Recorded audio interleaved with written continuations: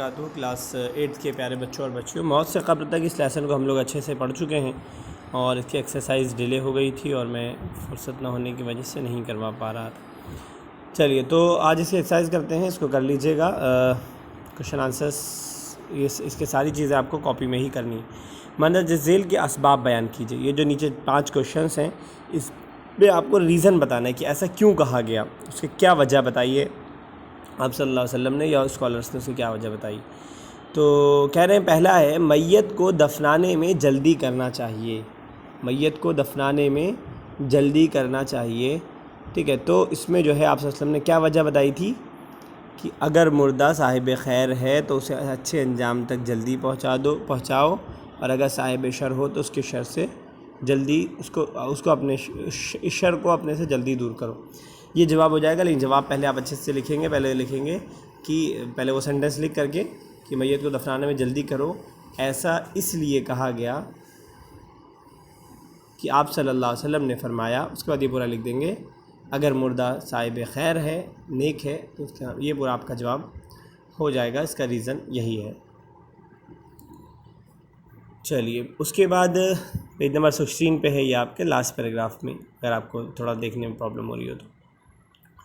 Next ہے قبر گہری ہونی چاہیے۔ یہ قبر گہری ہونا چاہیے سیکنڈ پارٹ ہے، اور اس کا جواب آپ کو مل سکتا ہے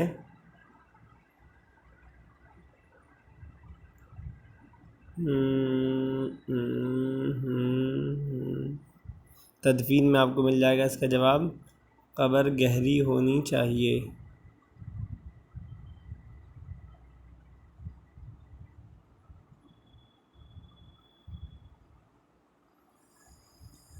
چلیے اگر اس نے نہیں دیا ہوگا تو ہم خود سے لکھ دیں گے اس کو۔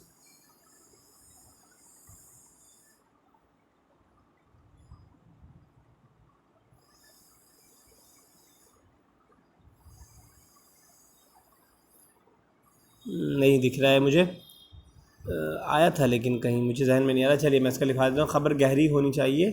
آپ اس کا جواب لکھ لیں۔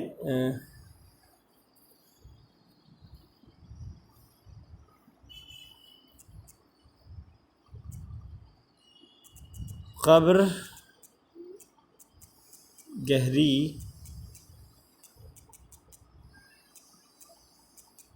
ہونی چاہیے کیونکہ اگر قبر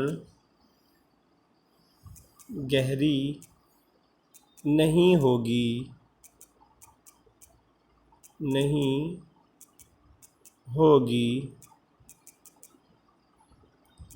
ہوگی تو درندے یعنی چیر پھاڑنے والے جانور، درندے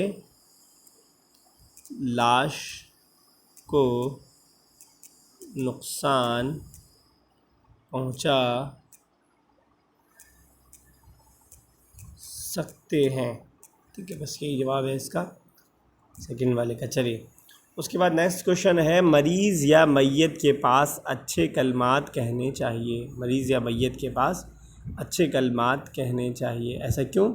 ہم نے پڑھا تھا کیونکہ فرشتے آمین کہہ رہے ہوتے ہیں اس موقع سے، ٹھیک ہے۔ آپ نے پہلے دوسرے پیراگراف میں ہی پڑھا تھا،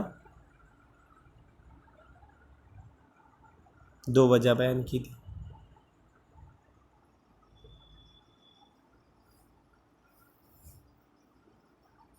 ٹھیک ہے، تو یہاں سے آپ لکھ سکتے ہیں کہ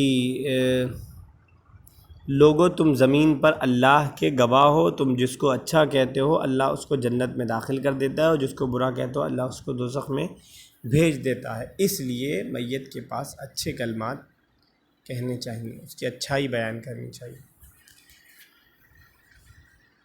اور وہ وجہ بھی ہو سکتی ہے کہ فرشتے آمین کہتے ہیں، وہ بھی بتایا تھا، وہ بھی لکھ سکتے ہیں۔ چلیے اس کے بعد نیکسٹ ہے کوشچن 4، میت کے لیے ثابت قدمی کی دعا کرنی چاہیے۔ میت کے لیے ثابت قدمی کی دعا کرنا چاہیے۔ آپ نے فرمایا کہ اپنے بھائی کے لیے دعا کرو، کیا اس سے حساب لیا جائے گا۔ کہاں پہ پڑھا تھا ہم نے یہ؟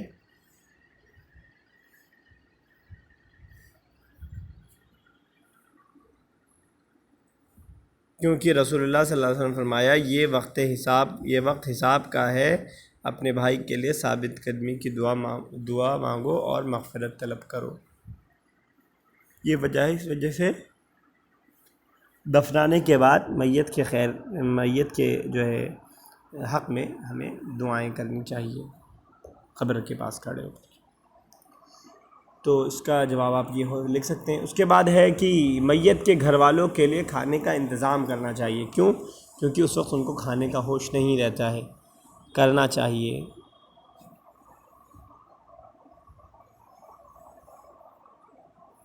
میت کے گھر والوں کے لیے کھانے کا انتظام کرنا چاہیے، کیونکہ غمناک خبر انہیں بے حال کر دیتی ہے، کر دیا کی جگہ کر دیتی ہے، کیونکہ یہ آل جعفر کے بارے میں عام طور سے ہم کہیں گے کیونکہ غمناک خبر انہیں بے حال کر دیتی ہے، ان کو کوئی پریشانی کی وجہ سے ان کو کسی طرح کی بھوک پیاس سب مٹ جاتی ہے۔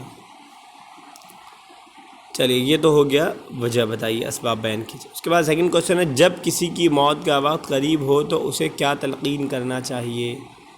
تو آپ پہلے کوشچن میں سے اتاریں گے اتنا کہ جب کسی کے موت کا وقت قریب ہو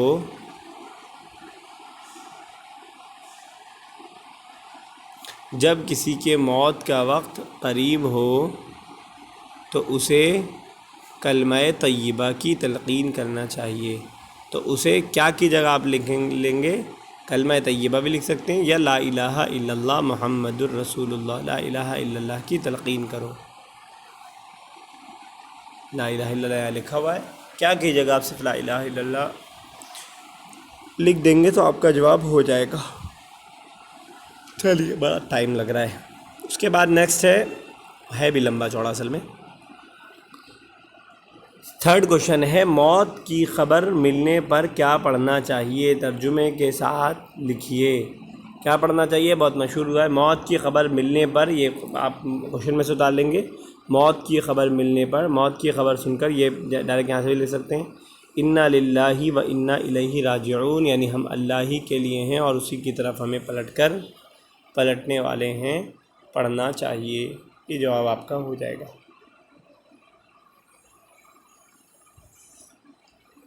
اس کا نیکسٹ کوشچن ہے کوشچن نمبر 4، گھر میں کسی کی وفات ہوئی تو کون سی دعا پڑھنی چاہیے؟ ترجمے کے ساتھ لکھیے۔ اللہم جرنی فی مصیبتی واخلف لی خیرا منہا۔ ٹھیک ہے، آپ اس کو دیکھ سکتے ہیں، یہاں سے لکھ سکتے ہیں جس کے گھر کی کسی وفات ہوئی ہے اسے صبر سے کام لینا چاہیے، اور اللہم اجرنی فی مصیبتی، یہ لاسٹ تک لکھ لے، صبر سے کام لینا چاہیے، چھوڑ سکتے ہیں اگر زیادہ لگ رہا ہو۔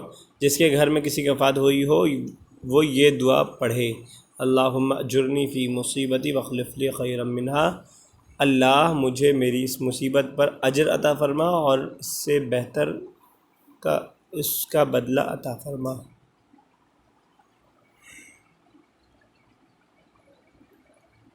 اس کے بعد ففتھ کوشچن ہے میت کو قبر میں اتارتے وقت پڑھی جانے والی دعا کو ترجمے کے ساتھ لکھیں۔ سب دعائیں عربی آ رہی ہیں۔ میت کو قبر میں اتارتے وقت کیا پڑھنا چاہیے؟ آپ نے اس میں پڑھا ہے تدفین میں، میت کو قبر میں اتارتے وقت بسم اللہ وعلی ملت رسول اللہ، اللہ کے نام سے اور رسول کی ملت پر پڑھنا چاہیے۔ آپ کو مل جائے گا پیج نمبر 18 کے سیکنڈ پیراگراف کے سیکنڈ لائن میں آپ کو مل جائے گا، بسم اللہ وعلی ملت رسول اللہ۔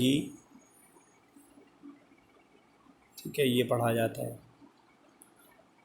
اور اس کے بعد ہے قبر میں مٹی ڈالتے وقت پڑھے جانے والے کلمات کو ترجمے سے لکھیے۔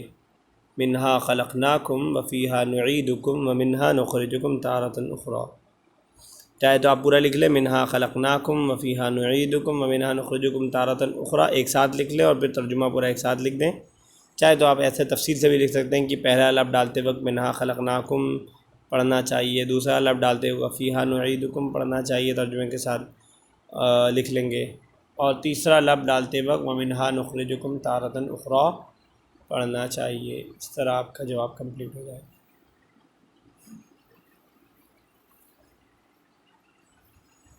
نیکسٹ ہے غسل میت کا طریقہ بیان کیجیے۔